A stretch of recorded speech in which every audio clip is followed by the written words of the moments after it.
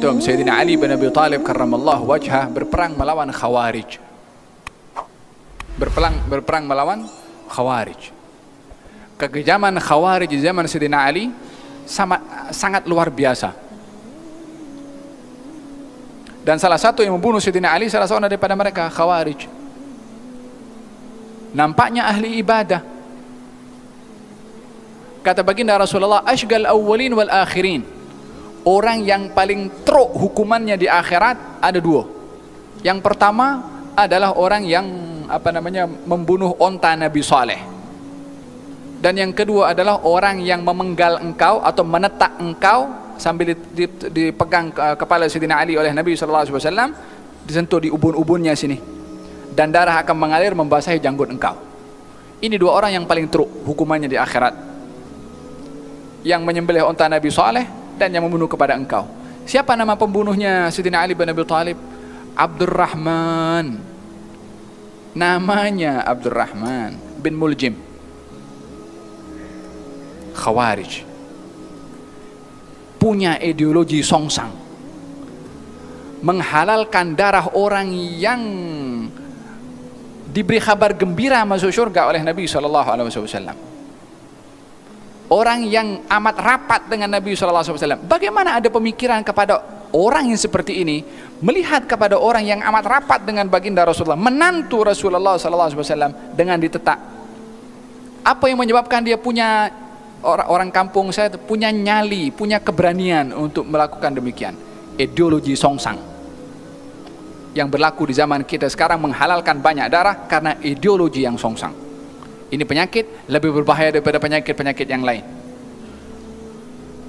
Walau demikian, Sayyidina Ali bin Abi Thalib ketika ditanya tentang mereka Khawarij yang memerangi berkali-kali kepada Sayyidina Ali bin Abi Thalib, ditanya oleh pengikut Sayyidina Ali, akufarun haula? Mereka itu kafir?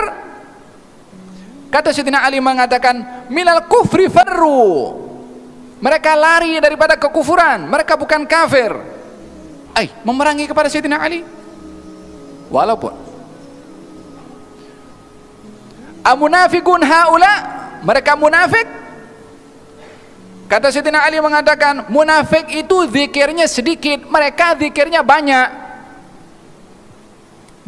Bukan hanya salat, zikirnya pun banyak. Mereka salat, mereka zikir juga, zikirnya pun banyak. Tapi problem kepada ideologi seseorang ini bila mengubah kepada keyakinan yang sebenar menjadi perbuatan songsang, walaupun zahirnya beribadah.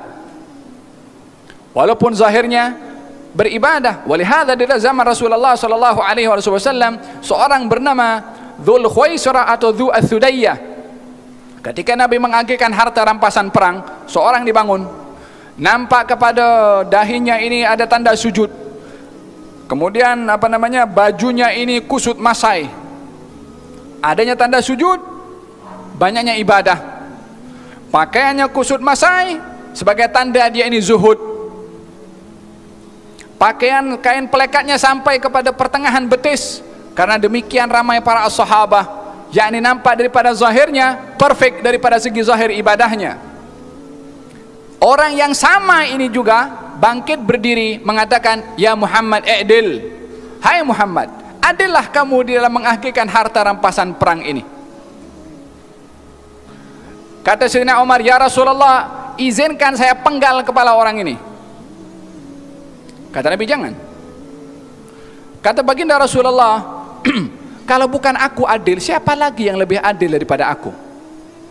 Allah percayakan aku tentang wahyu langit, engkau tak percaya kepada aku tentang masalah hal keduniaan. Apa yang memberanikan orang ini bercakap dengan Nabi, mengatakan seakan-akan dia lebih tahu daripada Nabi?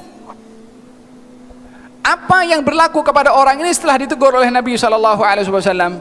Tak minta maaf, dia pergi, dia tinggalkan Nabi.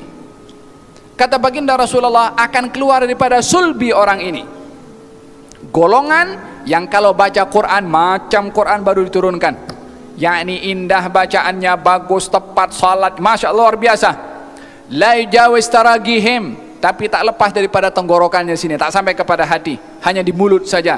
Maknanya mereka baca Quran, mabharul ibadah itu ada, tapi tidak masuk ke dalam hatinya. ahli ibadah, mungkin baca Quran, mungkin salatnya banyak. Bukankah ini contoh-contoh yang berlaku di zaman Rasulullah, di zaman Sayyidina Ali pun juga, tapi pada masa yang sama la Rasulullah wala Sayyidina Ali mengkafirkan kepada mereka. Mereka kafir wahai Amirul Mukminin, tanya kepada Sayyidina Ali. Sayyidina Ali mengatakan mereka lari daripada kekufuran. Adakah mereka munafik? Kata Sayyidina Ali mengatakan mereka itu bukan munafik. Munafik berzikir sikit, ini orang berzikir banyak, beribadah kepada Allah subhanahu wa ta'ala. Lalu kata mereka pengikut Sayyidina Ali, kalau begitu mereka ini siapa? Kafir bukan, munafik bukan. Katanya, ikhwanul lana baghaw alaina, saudara kita, tapi yang keluar daripada yang keluar melawan kepada kita. Masih dikatakan ikhwanun lana, saudara kepada kita, payung la ilaha illallah jangan dikeluarkan. Zaman kita sekarang orang-orang yang suka mengkafirkan kepada orang seakan-akan lebih afdal daripada Sayyidina Ali bin Abi Thalib. Yang diperangi, yang dibunuh, yang masih tidak mengkafirkan Sayyidina Ali. Kita sekarang karena beza sikit saja dalam masalah tawassul kafir, dalam masalah sikit-sikit kafir, sikit-sikit syirik.